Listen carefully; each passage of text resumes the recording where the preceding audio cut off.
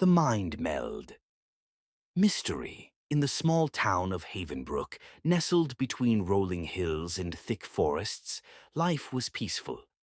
But one summer, everything changed. A strange event shook the town, a mystery so unusual it became known as the Mind Meld Mystery. It began with 12-year-old Mia Carter. Mia was a quiet girl who loved reading and spending time in her treehouse. One evening, as the sun set, she noticed something odd. A soft humming noise came from the woods behind her house. Curiosity got the better of her, and she decided to investigate. With her flashlight in hand, Mia entered the forest. The trees cast long shadows, and the air felt electric, almost alive. After walking for a while, she stumbled upon a clearing. In the center was a glowing metallic sphere hovering a few feet off the ground. It pulsed gently with a bluish light. Mia stepped closer, her heart pounding. Suddenly, the sphere flashed brightly, and a strange voice filled her mind.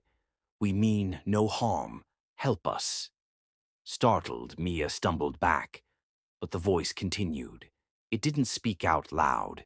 It spoke directly into her thoughts. The next morning, Mia woke up in her bed. She thought it had been a dream, but something felt different. She could sense her brother Ethan's thoughts. He was downstairs thinking about the pancakes he was making. Mia ran to him. "Ethan, you're thinking about pancakes," she blurted out. Ethan stared at her. "How do you know that?" I don't know," Mia said, confused. Word spread quickly when others in Havenbrook began experiencing the same thing. People could hear each other's thoughts. It wasn't like speaking. It was more like feeling what someone else was thinking. At first, it seemed incredible.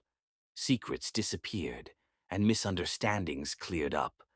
Neighbors helped each other more than ever before. But soon, things turned darker. The trouble begins. Havenbrook's secrets weren't all happy ones. Old grudges, hidden affairs, and unspoken fears came to light.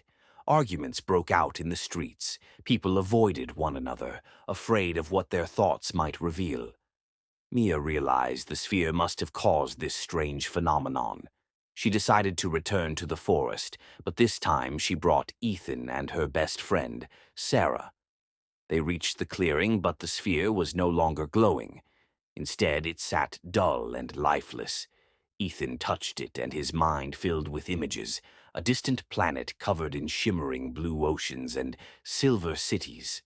The images showed a group of alien beings trapped on a barren world, desperate to escape. "We are the Lumari," the voice explained. "Our world was destroyed. We shared our knowledge with your minds, hoping for help. But your kind cannot handle this connection for long.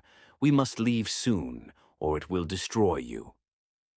Finding a solution, Mia, Ethan, and Sarah didn't know what to do. How could they help aliens they had never met? They decided to tell the town about the Lumari. At a meeting in the town hall, Mia explained what they had seen. Some people were scared, while others were angry. But a few, like Mrs. Weller, the retired scientist, believed them. Mrs. Weller had an idea.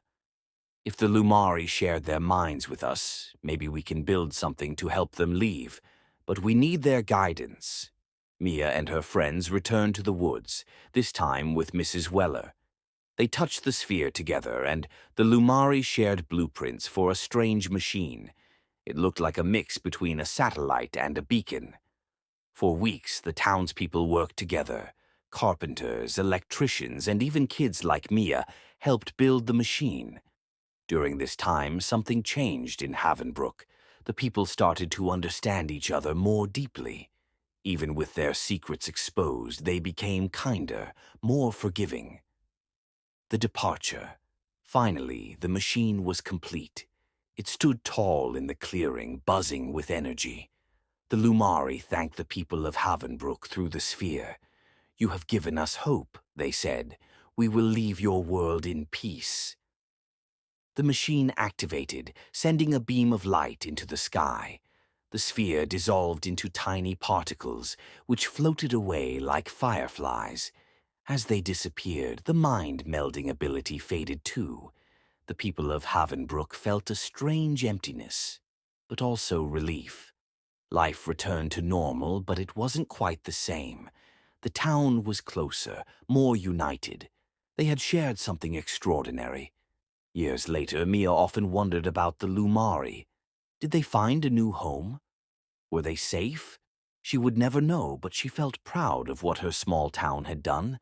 And deep down, she believed the Lumari would never forget Havenbrook, the place that solved the Mind Meld Mystery.